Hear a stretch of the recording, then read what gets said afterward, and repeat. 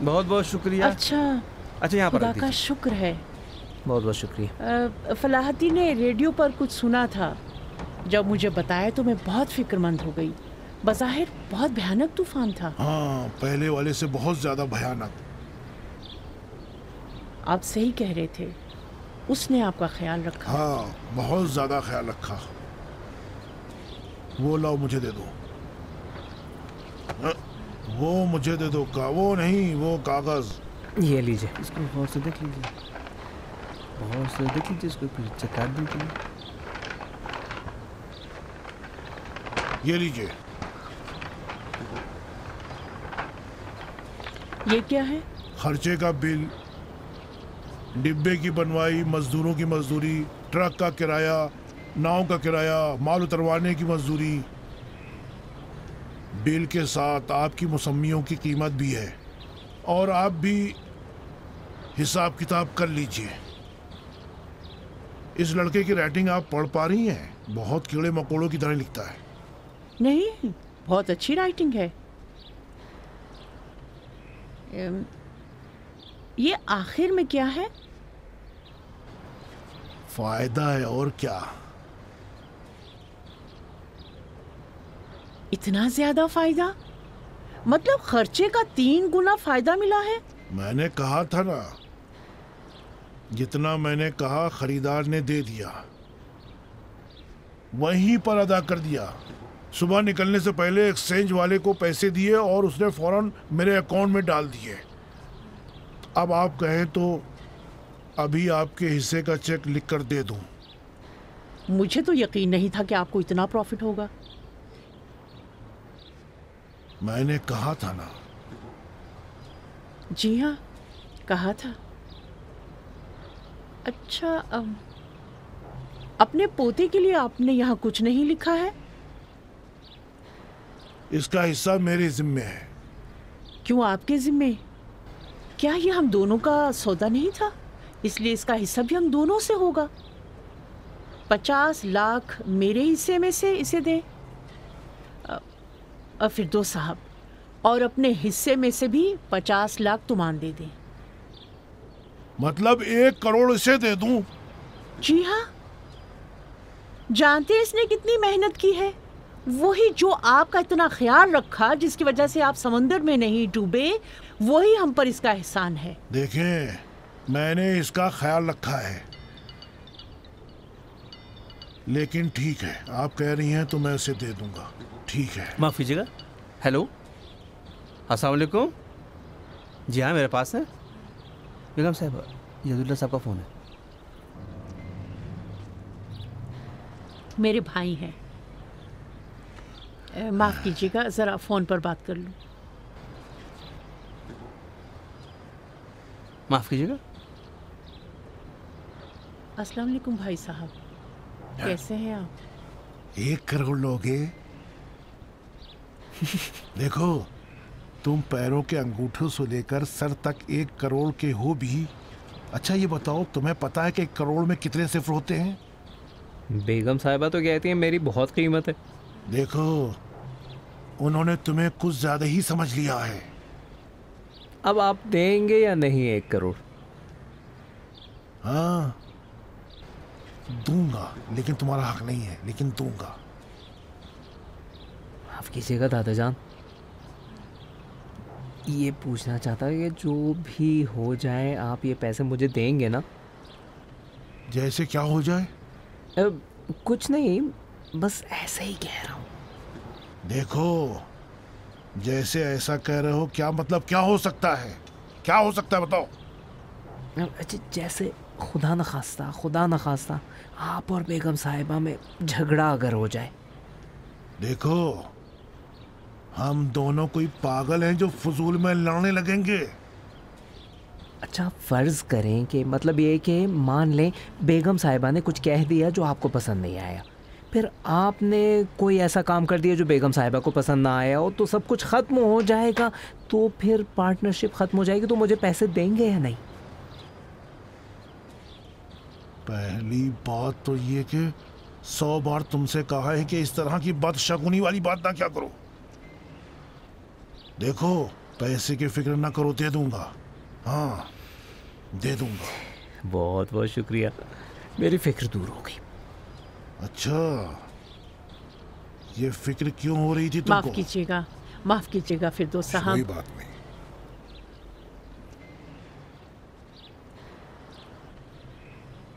हाँ, तो हम क्या बात कर रहे थे? मैं ये कह रहा था कि अगर बिल पर कोई एतराज ना हो तो मैं आपके नाम चेक लिख दूं। रहने दें, बाद में। मैं चाहती हूँ कि शाम का खाना हम साथ में खाएं। जी शुक्रिया, ज़रूर। बस हमें ज़रा अली मुराद से मिलने जाना है, उसके बाद आपकी खिदमत में हाजिर होंगे। तशरीफ़ लाइएगा ज़रूर, हम इंतज़ार करेंगे। फलाहती। जी बेगम साहिबा। इसे इनके लिए यहाँ लिख दो। दादा जान। जी ज़रूर लिख दूंगा। दादा जान। हाँ, क्या है ये? हाँ, लो।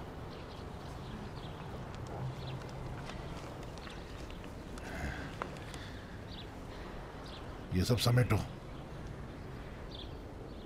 माफ कीजिएगा, ये मामूली सा तोहफा है, बंदर अब्बास से आपके लिए लाया हूँ। अरे फिरदौस साहब, ये सब तकल्लुफ क्यों अरे किया नहीं, आपने? बहुत मामूली सी चीज है। अरे नहीं, इसकी पैकिंग कितनी खूबसूरत है। बरसों से किसी ने मुझे कोई तोहफा नहीं दिया। अब क्या है ये? खोल कर खुद ही देख लें। ये डिब्बा इसका नहीं है। मैंने दुकानदार से कहा था कि इसे डिब्बे में पैक कर दे ताकि रास्ते में गिर पड़ ना जाए। अरे खींच लीजिए, फाड़ दीजिए। नहीं, इतने बरसों के बाद तोहफा मिलना बहुत अहम बात है। मैं इसका कागज संभाल के रखना चाहती हूँ।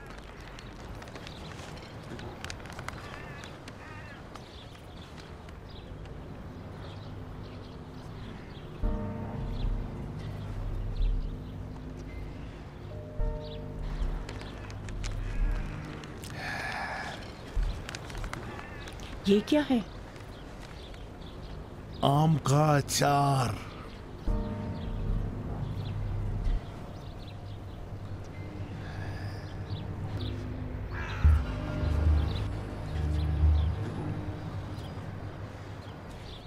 मुझे पता था कोई भी चीज आपको पसंद नहीं आएगी। आपके पास सब कुछ है, ऐसा कुछ नहीं है जो आपके पास ना हो। 2 घंटे तक बाजार के चक्कर लगाता रहा हूं, यहाँ तक कि ये आम का अचार नजर आया। बेचने वाला कह रहा था जो शख्स ये लाता है वो हर बार 2-3 डिब्बे ही लाता है और लाते ही सब खत्म हो जाता है। मैंने कहा कि जमीन आसमान एक हो जाए, मुझे तो एक डिब्बा चाहिए ही।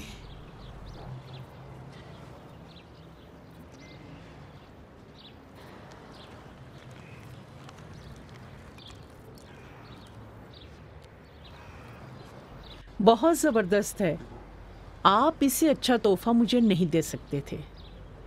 पता है, कबाब चावल के साथ बहुत मजा आएगा। जी हाँ, हर खाने के साथ अच्छा लगता है। जरा देखें तो सही। बाद में देख लूंगी, कल बताऊंगी। कल नहीं, अभी चक्कर देखें, बताएं कि कैसा लगा आपको। ठीक है, चम्मच।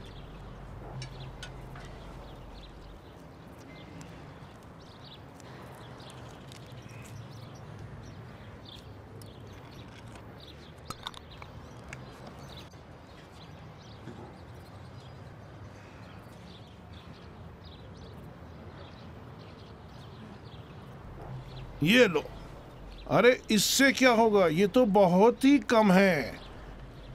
लाइए चम्मच मुझे दीजिए। देखिए, अब ये चक्कर देखें। मैं बाद में खा लूंगी, कल चख लूंगी, कल कह कल तो दूंगी। अभी नहीं आया है बेगम साहिबा। फिरदौस साहब रहने दीजिए, बाद में चख लेंगे। देखो फलाती, तुम चुपचाप रहो। मैं बड़ी मेहनत से इसको लेकर आया हूँ। मैं चाहता हूँ कि बेगम साहिबा इस वक्त चखे मेरे सामने, ताकि मैं देखूं उनको कैसा लग रहा है। मुझे यकीन है उन्हें बहुत पसंद आएगा। लीजिए चखिए।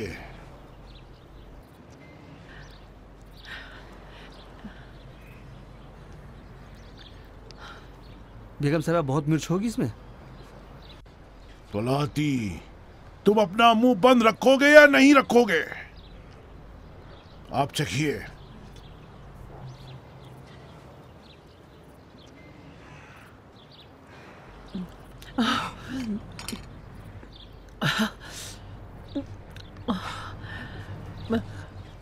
बहुत तीखा है।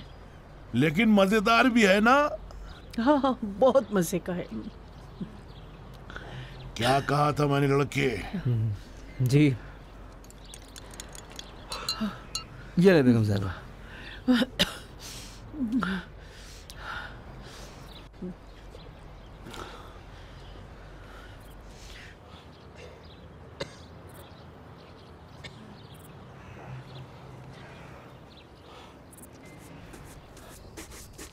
हाँ हाँ, और क्या? वही तो बताया ना नाज़गुल, बेगम साहिबा ने कहा कि बरसों से इतना अच्छा तोहफा किसी ने उन्हें नहीं दिया था। हाँ, सच कह रहा हूँ। न कोई झगड़ा, न कोई एतराज, न कोई बात, कुछ भी नहीं। अचार की शीशी को ऐसे देख रही थी जैसे कोई हीरा जवाहर उन्हें दे दिया गया हो। फिर क्या होना था? मैं कॉकरोच की तरह दीवार से चिपक गया था। स्पेशलिस्ट जी आ गया, मुझे बुला रहे हैं। खुदाफिज खुदाफिज। स्पेशलिस्ट कहाँ हो तुम? जी दादा जान। अरे भाई तैयार हो, उन्होंने हमें रात के खाने पर बुलाया है। जी दादा जान। मेरे जूते साफ किए तुमने? जी, अली मुराद से पॉलिश लेकर चमका दिए। शाबाश। अब काटते तो नहीं ना? नहीं, अब काफी आरामदेह है। फिरदौस साहब, अली मुराद माफ करना, हम तुम्हें काफी परेशान कर रहे हैं। हमें असल में बेगम साहिबा ने रात में खाने पर बुलाया है। हमने सोचा अगर होटल जाएंगे और फिर वहां से आएंगे तो काफी भागदौड़ हो जाएगी, इसलिए सोचा यहीं रुक अरे जाए। ये आपका अपना घर है, गो कि आपके लायक नहीं ये है। कैसी बात है? खुदा घर के मालिक की हिफाजत करे। वो फलाहती साहब आए हैं आपसे मिलने के लिए। वो क्यों आए हैं? हम तो खुद ही चले जाते, बस निकलने ही वाले थे। अच्छी बात है, कह दो अंदर आ जाए।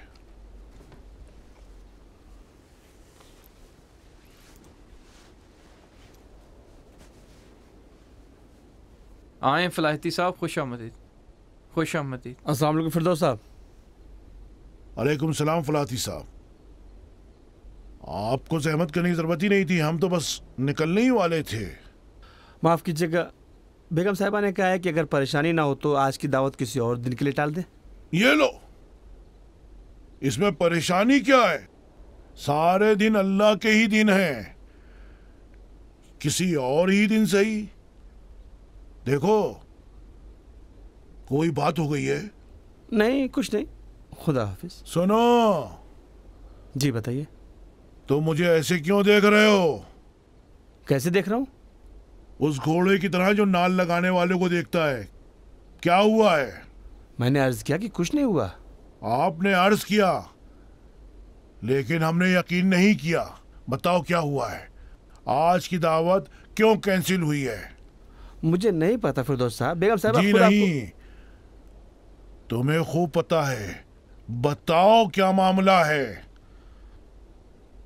देखो फलाहती, तुम्हें अच्छी तरह से पता है कि तुमसे मेरा नाराज होना मुनासिब नहीं है। पता है या नहीं? क्या हुआ? बेगम साहब की तबीयत ठीक नहीं है।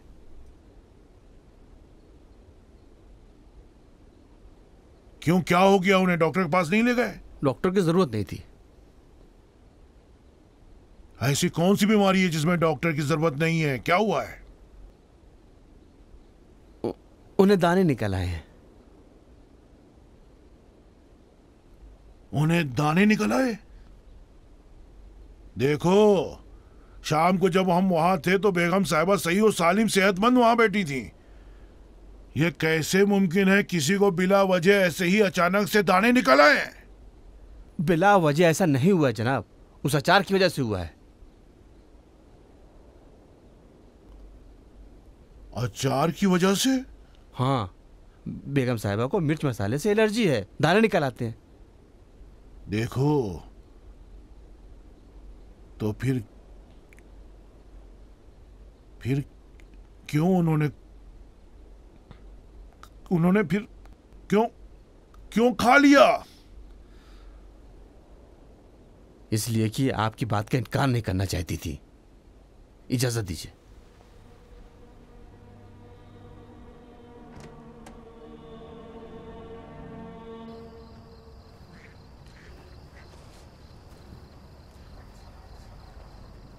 उनसे कह दिया? जी, हमने कहा कि जो हमें दावत देता है फिर वो उसे ऐसे कैंसिल नहीं कर सकता है।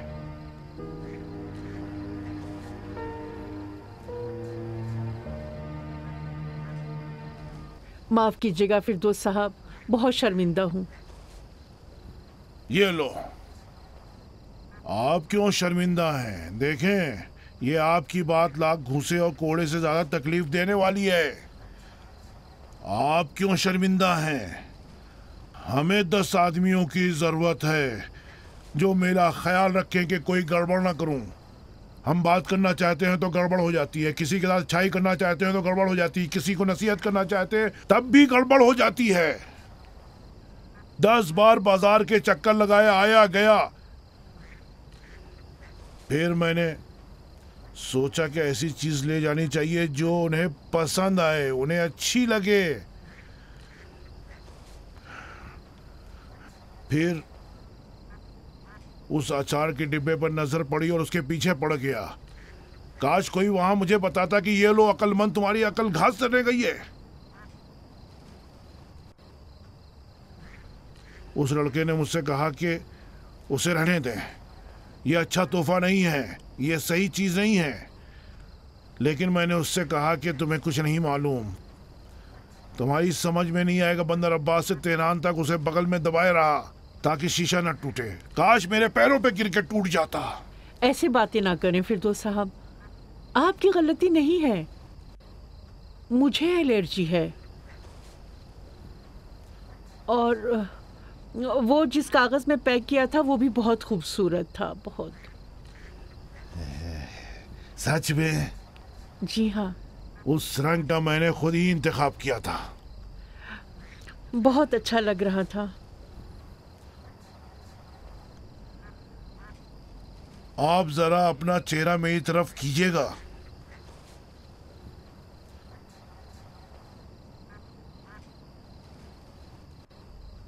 मेरी तरफ देखिए।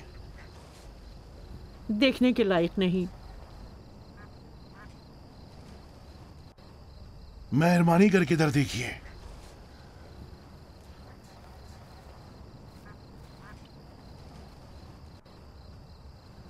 जरा रोशनी में आइए।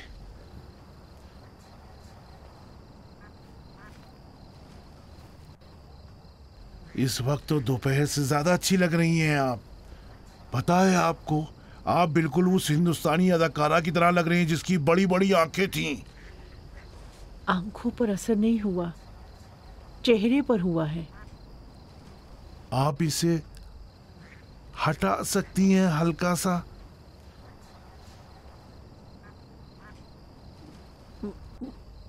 बहुत भयानक हो गया है। हटाइए ना।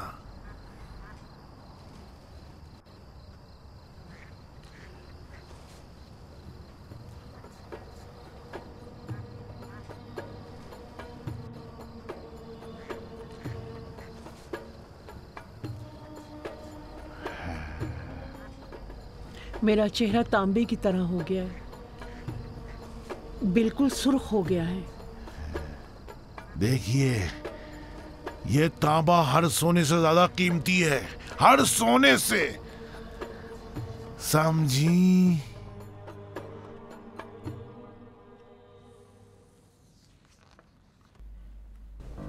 अच्छा, ये क्या है? अंदर का पता नहीं, वैसे अदालत का नोटिस है। हशमत फिरदौस के वकीलों ने मुख्तारनामा कलअदम करार देने के लिए दरखास्त दी है।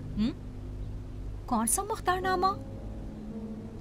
हमारे पास कितने मुख्तारनामे हैं? वही मुख्तारनामा जिसकी बदौलत सब कुछ तुम्हारे नाम हो गया। क्या मतलब? कलअदम क्यों?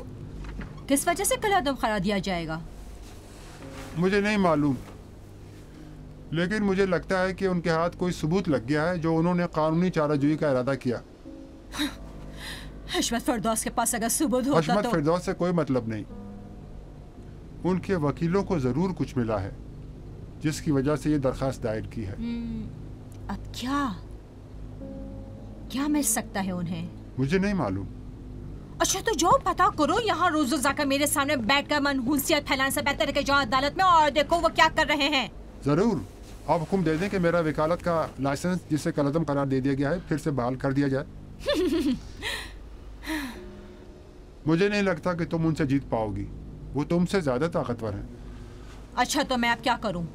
बहुत मुश्किल काम नहीं है, हम एक वकील कर लेंगे, एक अच्छा वकील। मैं कुछ अच्छे वकीलों को जानता हूँ, बहरहाल किसी जमाने में हम वकील थे। अच्छी बात है, तो यही करो। जी जरूर। अब मेरा दिमाग खराब हो रहा है, अब बर्दाश्त से बाहर है। हर रोज एक नया आदमी, नया मसला, हर रोज नया आदमी। हाँ, अब मुझे यही करना होगा। क्या करना होगा? सब कुछ बेच देना होगा, जो भी है सब बेच दूंगी, सब कुछ को बेचकर नक पैसे ले लूं। पहले भी यही करना चाहती थी। हाँ, लेकिन ये नहीं पता था कि इस औरत की जबान खुलने वाली है और ये अपनी बेटियों की सरपरस्ती करने लगेगी। अब नहीं हो सकता कि लड़कियों को बेवकूफ बनाऊं। उनकी माँ घाट घाट का पानी पी चुकी है, बहुत चालाक है, एक तरह से बिल्कुल मेरी तरह। बहुत ज्यादा चालाक है, बहुत ज्यादा होशियार, हर चीज पर नजर रखती है। उसे बेवकूफ नहीं बनाया जा सकता, लेकिन उसके साथ सौदा किया जा सकता है, खास तौर पर इसलिए भी कि वो हशमत फिरदौस से बेहद नफरत करती है, जिसका फायदा उठाया जा सकता है। जो भी हो, उसकी बेटे का हिस्सा भी खतरे में है। तो फिर इजाजत दीजिए।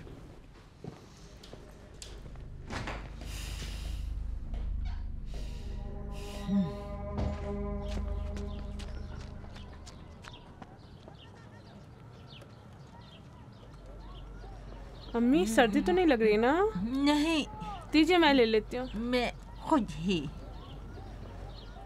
जी राना, थकी नहीं तुम?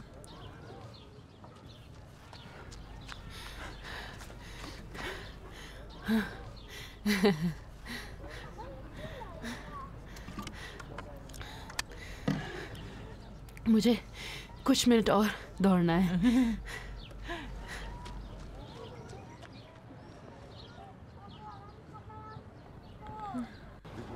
अभी भी आप उससे नाराज हैं? नहीं, कौन माँ अपनी ऐसी बेटी से नाराज हो सकती है जो फिर से जिंदा रहने की कोशिश कर रही हो।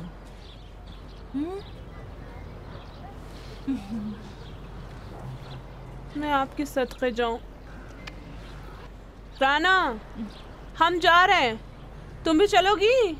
अपनी बोतल भी उठा लेना। हाँ ठीक है।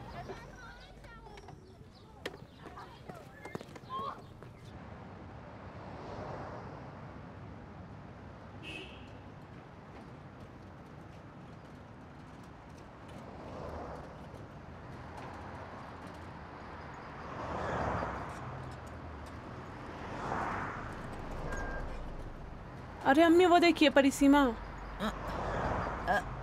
उससे दूर हो जाओ, उस दरवाजे से चलो जल्दी।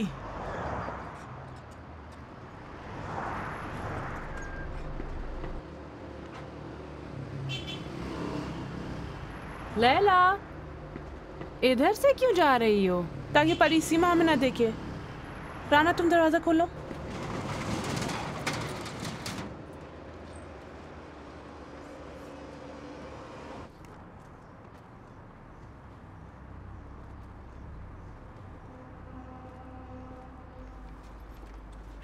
यहीं रहना, शायद कहीं बाहर जाना पड़े। जी मैडम।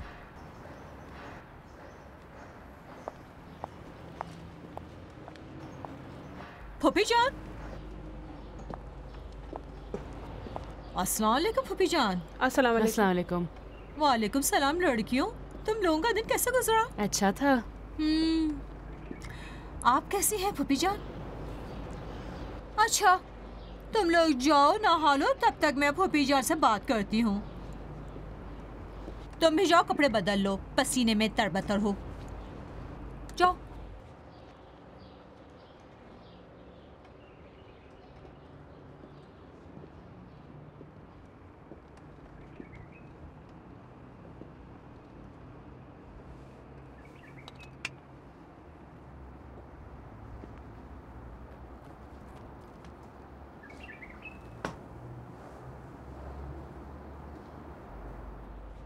हिशमत फिरदौस ने मुकदमा दायर कर दिया है ताकि अपनी जायदाद वापस ले सके,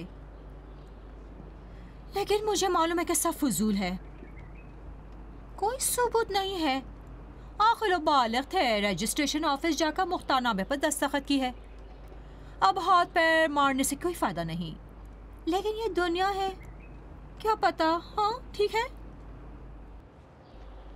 मुझे मालूम है कि इस आदमी की क्या ख्वाहिश है। हम सबको या तो जेल में डालना चाहता है या फिर सड़क पर लाना चाहता है ताकि हम सब भीख मांगें। और फूफी जान, मुझे मालूम है कि इस शख्स के दिल में कितना कीना है, कितनी दुश्मनी है, कितनी नफरत है। जितनी आपसे नफरत करते हैं उतनी ही मुझसे भी नफरत करते हैं। उस दिन अदालत में जब बच्चियों ने कहा कि उनके साथ नहीं रहना चाहती, तो मैंने उनकी आंखों में नफरत के शोले देखे थे। मैंने देखा फूफी जान, मैं हिशमत फिरदौस से नहीं डरती। अस्सलाम वालेकुम मैडम, आपके लिए चाय लाई हूँ। किसने कहा था चाय लाने के लिए? मैंने सोचा आपको चाय की तलब होगी। जाओ जाओ अंदर जाओ। जी।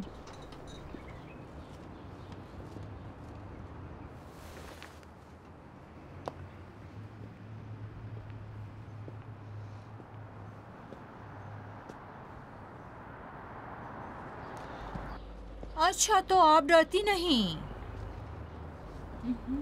तो आपने हिशमत फिरदौस को अच्छी तरह से नहीं पहचाना। वो मेरी बेटियों के दादा हैं। उसकी कुछ समझ में नहीं आता, ना बच्चे ना घर खानदान। उसे तो अच्छे से जानती हैं। वो हम सबको मिटा देना चाहता है, मुझे तो, आपको, डैडी को, बच्चियों को। वो शैतान है। वो हमारे पास मौजूद इस दौलत पर कब्जे के लिए हर तरह से हाथ पैर मार रहा है। आपकी कोई तजवीज़ है? कोई तजवीज़ है फूफी जान? मेरी एक तजवीज़ है। मैं हिशमत फिरदौस की इस मनहूस जायदाद को पैसे में बदलना चाहती हूँ। मैं क्या पागल हूँ अरबों के घर को ऐसे ही रखे रहूँ ताकि काम से वापस आकर रात को यहाँ सो सकूँ? इस तरह का घर मेरे किस काम का है? शहर के बाजार में एक दुकान मेरे किस काम की है? शिमल में साहिल पर एक बंगला है, तो वो मेरे किस काम का है? मैं इन सब से छुटकारा हासिल करना चाहती हूँ। मैं सबको बेचना चाहती हूँ। मैं चैन से जीना चाहती हूँ फूफी जान। मैं अच्छी तरह से जीना चाहती हूँ। अब घबराहट, बेचैनी, क्या होगा क्या नहीं होगा, ये सब नहीं चाहती। इस घर का आधा हिस्सा लड़कियों का है। आपकी बेटियों के हिस्से को कोई हाथ नहीं लगाएगा, उनका अपना हक है। आप जानती हैं हर एक को इसका कितना हिस्सा मिलेगा? 50 अरब तुमान। फूफी, बच्चियों को जी लेने दें। जवान हैं, क्या जरूरत है इस खंडर में पड़ी रहें। अगर आप तैयार हों तो हम सब मिलकर ये घर बेच देंगे। आप खुद निगरानी करें। वकील करना है तो कर लें, जो जी चाहे आप इत्मीनान हासिल कर सकती हैं। लेकिन ये भी बता दूं, हाँ, मैं सिर्फ अपना ही हिस्सा बेच सकती हूँ। बस थोड़ा सस्ते में बेचना होगा। बस मुझे फिक्र है कि खरीदार आप लोगों पर दबाव डालकर कहीं सस्ते में ना घर बेचने पर मजबूर कर दे। हाँ, कैसी तजवीज़ है? कुछ तो बोले फूफी जान। हिशमत फिरदौस के हाथ हो सकता है कोई सबूत लग गया हो, तभी उसे मुकदमा दायर किया है, वरना अब तक क्यों खामोश बैठा था? लगता है कि कुछ ना कुछ उसके हाथ लग गया है। अगर वो कामयाब हो गया तो हम सब बर्बाद हो जाएंगे। खुद आप भीख मांगेंगी और आपकी लड़कियां सड़क पर ठोकरें खाएंगी। हाँ हाँ या नहीं? एक बात कह दें।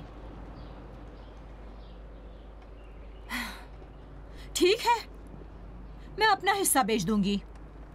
अगर कभी आपकी बेटियों से शहर के कूड़ेदान में मुलाकात हुई तो उनसे जरूर कहूंगी कि मैंने तुम्हारी माँ को बताया था कि अंजाम क्या होने वाला है। हमीद,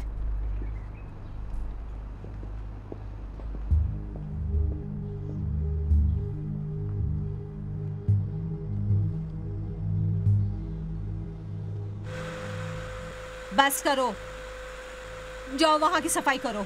जी मैडम। अंदर आओ, दरवाजा बंद कर दो।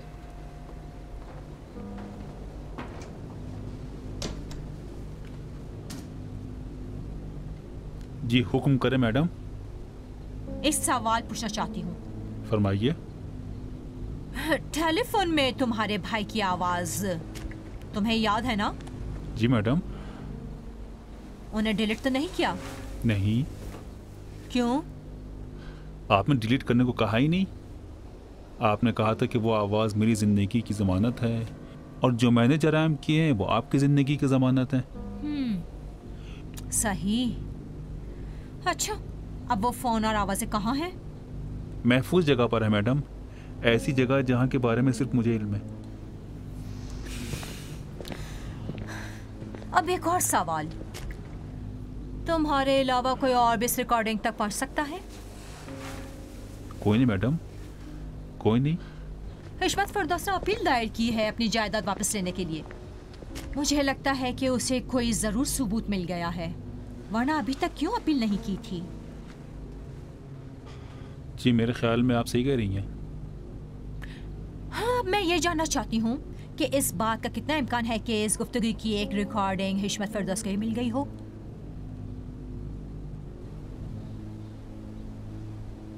कुछ बोल क्यों नहीं रहे हो? मैडम, आज यानी इस वक्त जो मैं आपसे बात कर रहा हूँ, मेरा आपसे ताल्लुक़ एक ड्राइवर या ऐसे शख्स की तरह नहीं है जिसे आप नौकर। आज मेरी जान चाहे, मेरी आग चाहे, मेरा सर चाहे, मैं मर्द नहीं अगर उसे काट कर आपके सामने न रखूं। आज जो कुछ मेरे पास है सिवाय मेरी बीवी की इज्जत के सब कुछ आपका है। अपने बच्चे की कसम खाकर कहता हूँ, हमेशा सुबह तक मैं फिक्र में पड़ा रहता हूँ कि अगर कभी मुझे कुछ हो गया और वो फ़ोन किसी के हाथ लग गया तो फिर मैं कब्र में भी लरस जाऊँगा।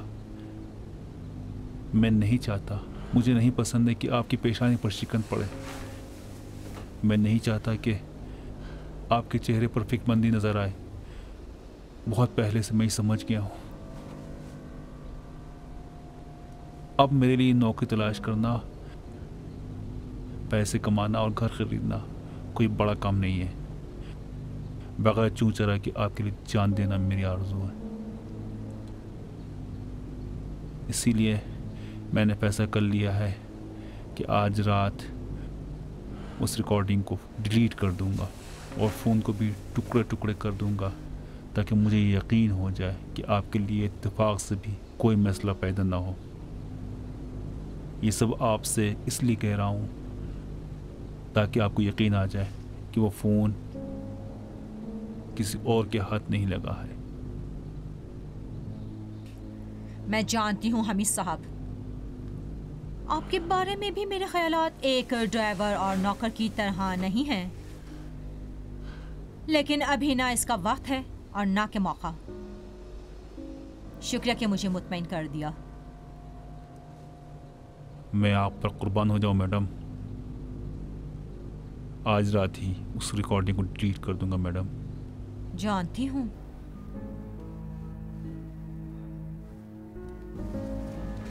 इजाज़त चाहूँगा।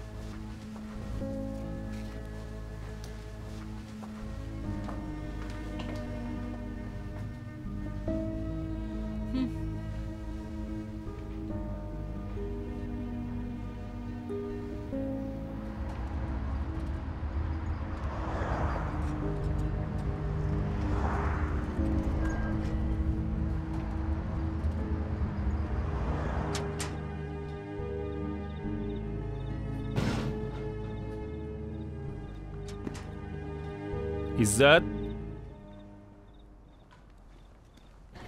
इज्जत कहाँ हो? अस्सलाम वालेकुम हमीद साहब। कहाँ जा रही हो? जरा गली के नुक्कड़ से कुछ सामान खरीदना है। स्टोर रूम की चाबी कहाँ है? अभी लाती हूँ। क्या काम है? सवाल जवाब न करो, स्टोर की चाबी ले आओ। ठीक है, अभी लाई।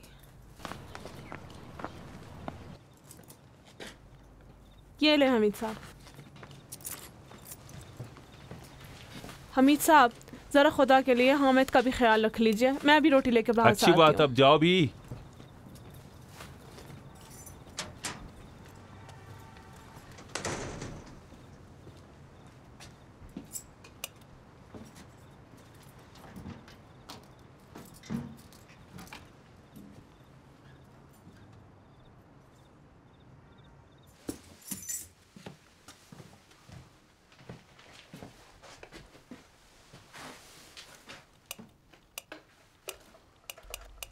कम बखत, जल्दी जा।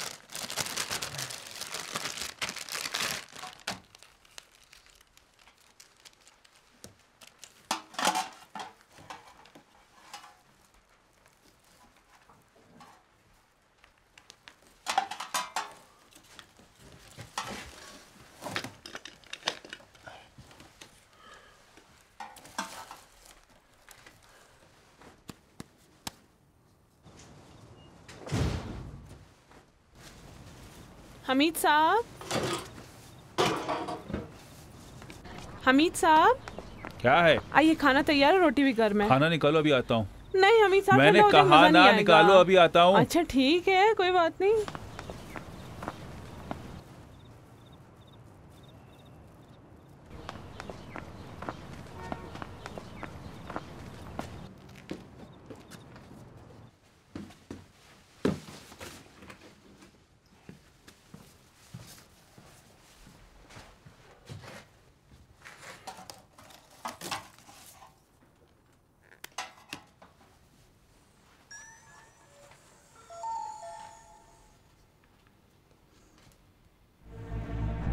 साबिर देखो, परेशान ना हो। इंशाल्लाह जल्द से जल्द सारे डॉक्यूमेंट्स तुम्हारे हाथ में आ जाएंगे।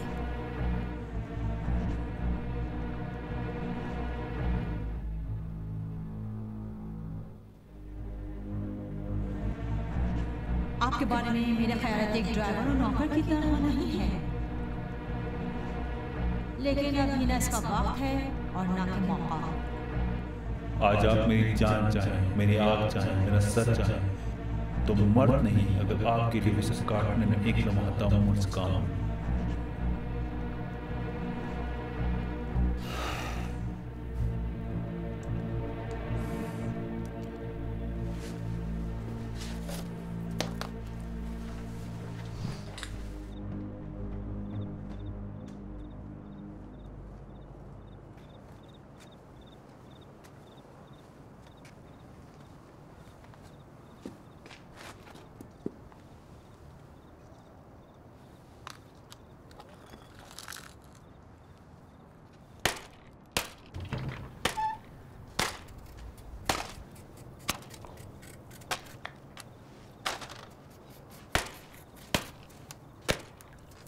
बाबा क्या कर रहे हैं? मुझे नहीं मालूम। कुछ नहीं है बेटा, जाओ तुम होमवर्क करो।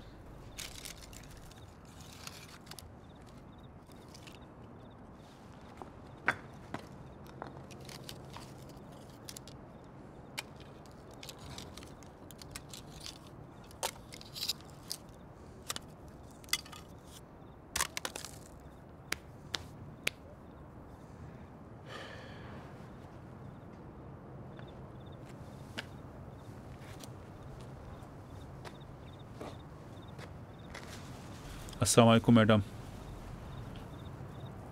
मैंने डिलीट कर दिया। फ़ोन के टुकड़े भी कुएं में फेंक दिया।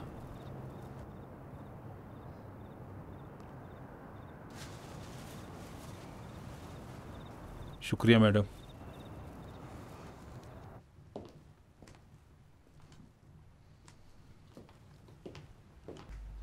डैडी, ये मर्द ऐसे क्यों होते हैं? ओह, कैसे होते हैं?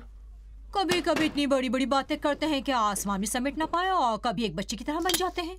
और ये सब कुछ किसी एक औरत की मुस्कुराहट या एक जुबानी बात से बड़ी आसानी से हो जाती है, और फिर इसे इश्क का नाम भी दे दिया जाता है। ये एक बेवकूफ़ी है, पागलपन है मेरे ख्याल में। तो शीरीन और फरहाद, लैला मजनू, रोमियो जूलियट।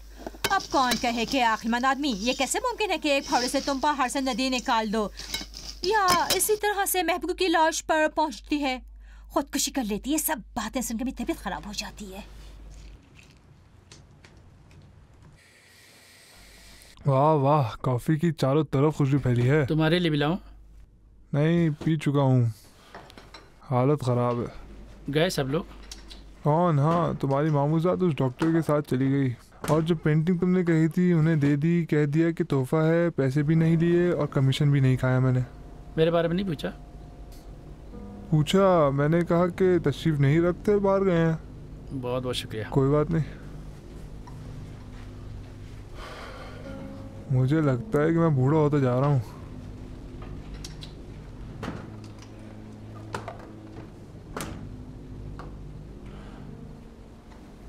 अच्छा,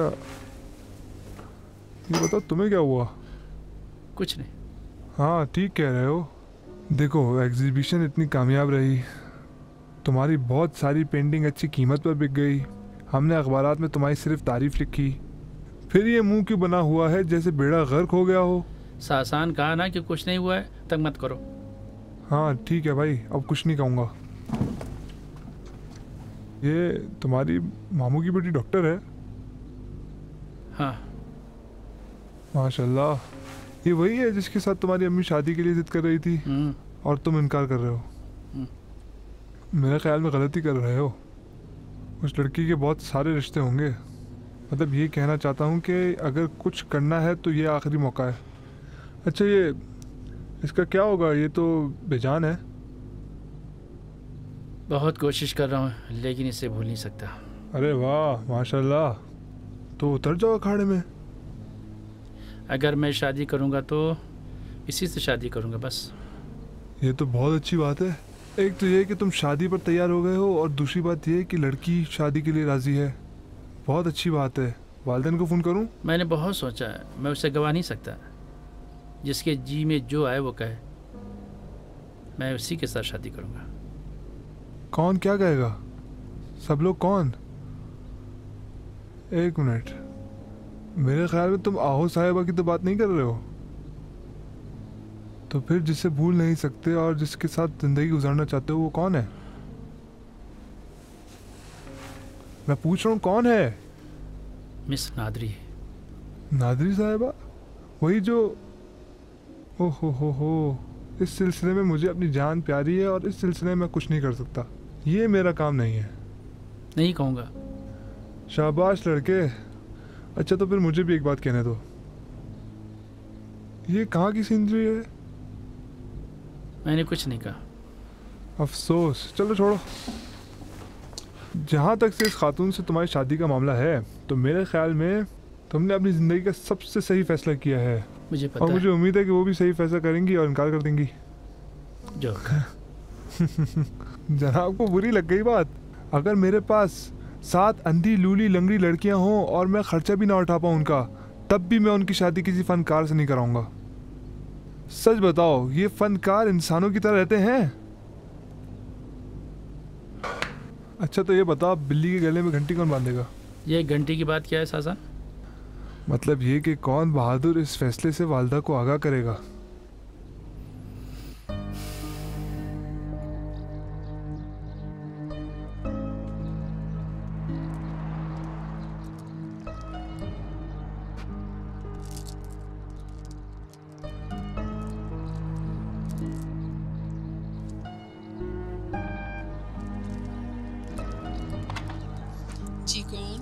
सलाम वालेकुम मोहतरमा, मैं बहबूदी हूँ। जी मौलाना साहब तशरीफ लाए, बराए करें।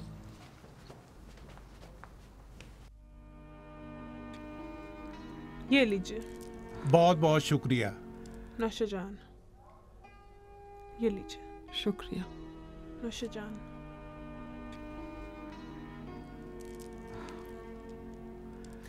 घंटी बजाई तो मैं समझी वो वापस आ गया और अब आप इसे साथ लेकर आए हैं।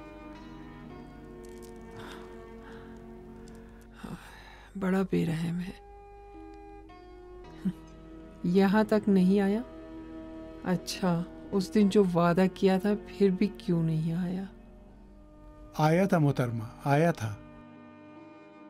आया था? हाँ, उसी दिन जिस दिन वादा किया था आया था। अच्छा, तो फिर यहाँ क्यों नहीं आया? वो मुझे शर्मिंदा करने आया था। खुदा ना करे शर्मिंदा हो आपके दुश्मन। आप क्यों शर्मिंदा होंगे? क्योंकि गलत सोचना भी गुनाह है। मैंने नादरी साहिबा के बारे में गलत सोचा। अच्छा, तो वो आपके पास ये कहने आया था कि आपने नादरी साहिबा को गलत समझा? सिर्फ कहने नहीं आया था, वो आया था कि साबित करे, और साबित कर दिया। अच्छा, तो कैसे साबित किया उसने हुजूर? एक पेंटिंग से। मेरा पोर्ट्रेट था, उसमें अंगूठी और तस्बीह के साथ उसके फ्लैट में उसी खिड़की के सामने सब कुछ वैसा ही था, किसी फोटो की तरह।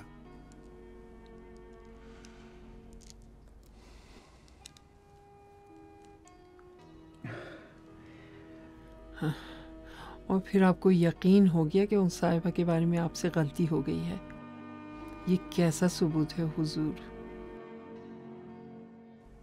ये बात मुझे आपसे उसी वक्त पूछनी चाहिए थी जब आपने वो पेंटिंग दिखलाई थी। अलबत्ता अगर मुझे अक्ल होती, जो नहीं थी। मैंने गलत फैसला किया। खुदा से शर्मिंदा हूं, इस लिबास से शर्मिंदा हूं, अपने मौला से शर्मिंदा हूं। मैंने आपकी बात मान ली जो नहीं माननी चाहिए थी। जल्दबाजी में मैंने फैसला किया जो नहीं करना चाहिए था। मुज़फ्फरी साहिबा, मैंने और आपने उस खातून और बेटे के बारे में गलत सोचा। अब रात दिन दुआ करना चाहिए कि खुदा इस गलती को हमारी जहालत करार दे और हमें माफ कर दे। अलाफ अलाफ अलाफ। अच्छा, तो अब आप खुद बताएं मुझे क्या करना चाहिए? अपने बेटे के लिए माँ का हक अदा करें। किस तरह से हुजूर?